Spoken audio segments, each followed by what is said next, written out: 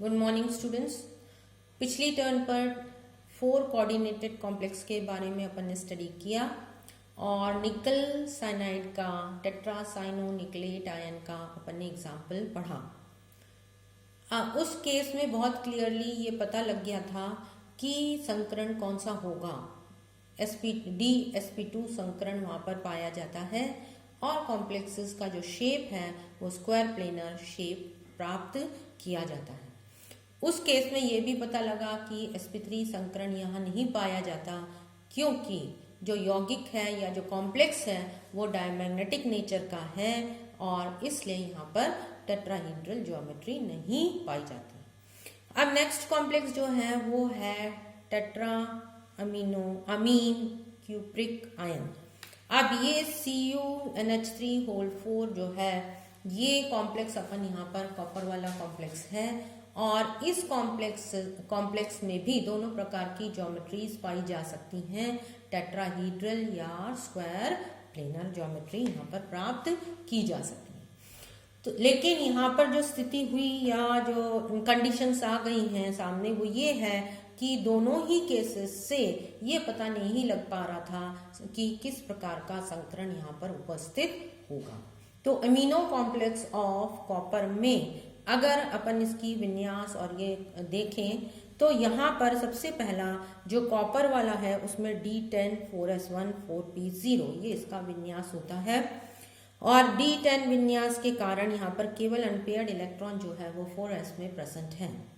यदि copper +2 condition में आ जाता है, आयन में आता है, तो इसका विन्यास D9 4s0 4p0 प्राप्त किया जाता है। तो इसका मतलब ये है कि फ्री आयन अगर अपन देखें तो एक अनपेयर्ड इलेक्ट्रॉन d ऑर्बिटल में उपस्थित है और अब यदि इसको स्क्वायर प्लेनर ज्योमेट्री अरेंज करनी है तो ये ऑर्बिटल या ये dx2-y2 ऑर्बिटल जो है वो फ्री होना चाहिए या खाली होना चाहिए। तो इस इलेक्ट्रॉन को ये d ऑर्बिटल में तो कहीं कर नहीं सकता क्योंकि d ऑर्बिटल ऑलरेडी फुलफिल्ड है और इसमें ये एडजस्ट नहीं हो सकता। तो नेक्स्ट अपने पास क्या कंडीशन है, इस इलेक्ट्रॉन को ये 4p में जंप करा देता है और ये 4p में एक अनपेयर्ड इलेक्ट्रॉन कॉम्प्लेक्स की केस में प्राप्त किया जा सकता है यदि संकरण dsp2 हो। तो dsp2 संकरण में क्या कर सकते हैं, एक इलेक्ट्रॉन जो d ऑर्बिटल में उपस्थित था उसको खाली करना है dx2-y2, तो इस इलेक्ट्रॉन को अपन ने हायर ऑर्बिटल में शिफ्ट कर दिया। फिर ये d, ये s और ये p2 जो हैं दो बचे हुए ये हाइब्रिडाइजेशन करके dsp2 संकरण प्राप्त कर सकते हैं और तब यहाँ पर जो शेप आती है वो स्क्वायर प्लेनर शेप प्राप्त होती है।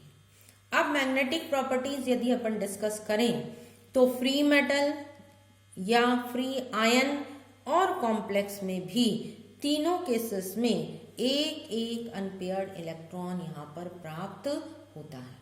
तो यदि अनपेयर्ड इलेक्ट्रॉन की बेसिस पे या मैग्नेटिक डायमैग्नेटिक प्रॉपर्टीज की बेसिस में फाइंड किया जाए तो ये ज्ञात नहीं किया जा सकता कि कौन सा यहाँ पर संकरण है। अब दूसरी कंडीशन देखें टेट्राहीड्रल संकरण में d ऑर्बिटल्स का कोई रोल नहीं होता, केवल s और p का है। इसलिए जो इलेक्ट्रॉन d में अनपेयर्ड हुआ था किस केस में, आयंस में, उसको वैसे का वैसे ही रखा जाता है और sp3 संकरण यहाँ पर प्राप्त किया जाता है। तो जब sp3 संकरण यहाँ पर प्राप्त किया जाएगा तो यहाँ पर भी एक अनपेयर्ड इलेक्ट्रॉन उपस्थित होता है।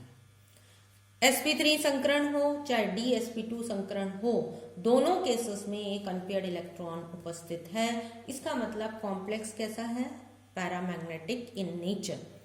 अब ये कैसे डिसाइड किया जाए कि dsp2 है या sp3 संकरण है। जब भी 4 कोऑर्डिनेटेड कॉम्प्लेक्सेस बनते हैं तो दोनों संकरण हो सकते हैं। दोनों संकरणों में dsp2 संकरण जो है वो ज्यादा स्टेबल होता है एज कंपेयर टू sp3 संकरण। तो ऐसी केसेस में जहां मेटल एटम दोनों तरीके से संकरण कर सकते हैं वहां वो प्रिफर किसको करता है, DsP2 संकरण को प्रिफर करता है एज कंपेयर टू sp3 संकरण या sp3 हाइब्रिडाइजेशन। अब कॉपर की केस में क्या हुआ कि कैसे फाइंड आउट करें कि दोनों ही, ये भी पैरामैग्नेटिक था और sp3 हाइब्रिडाइजेशन भी पैरामैग्नेटिक ही कॉम्प्लेक्स को फॉर्म करती है और कॉम्प्लेक्स पैरामैग्नेटिक ही प्राप्त होता है। इस केस में अब ये देखा गया कि यदि DsP2 संकरण है तो ये जो p ऑर्बिटल में आपने इलेक्ट्रॉन को शिफ्ट किया है ये बहुत आसानी से बाहर निकल सकता है और Cu2+ जो है वो Cu3+ में कन्वर्ट हो सकता है। जैसे कोबाल्ट कॉम्प्लेक्सेस होते थे, कोबाल्ट +2 जो है वो आसानी से +3 में कन्वर्ट हो जाता है अगर उसका वो थर्ड इलेक्ट्रॉन, वो जो एक इलेक्ट्रॉन बाहर की तरफ अपन ने शिफ्ट कर दिया था। उसी प्रकार कॉपर भी +3 में कन्वर्ट हो जाना चाहिए, लेकिन ऐसी कोई पॉसिबिलिटी नहीं है, ऐसा कोई ये नहीं देखा गया जहां कॉपर 2+ जो कॉम्प्लेक्स है वो +3 में कन्वर्ट हो सकता है।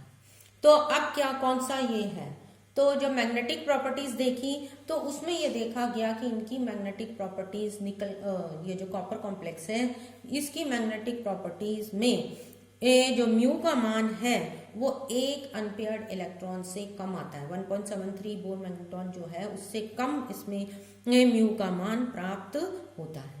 और ये क्यों हुआ है, because off spin spin coupling of unpaired electron. Unpaired electron की जो स्पिन स्पिन कपलिंग है उसके कारण इसका मान 1 इलेक्ट्रॉन से 1 अनपेयर्ड इलेक्ट्रॉन के मान से कम प्राप्त होता है। तो और दूसरे जो फिजिकल एविडेंसेस आए हैं या फिजिकल प्रॉपर्टीज को मेजर जो किया गया था उन सब में ये देखा गया कि इनकी फिजिकल जो प्रॉपर्टीज हैं वो DsP2 संकरण को ही प्रूव करती है, ना कि sp3 संकरण को प्रूव करती है। तो कॉपर की कॉम्प्लेक्सेस में अब ये कहा गया, कॉपर वाला जो अमीनो कॉम्प्लेक्सेस है उसमें ये डिसाइड किया गया या उसमें प्रूव किया गया कि ये DsP2 संकरण में उपस्थित होता है, ना कि sp3 संकरण में उपस्थित होता है।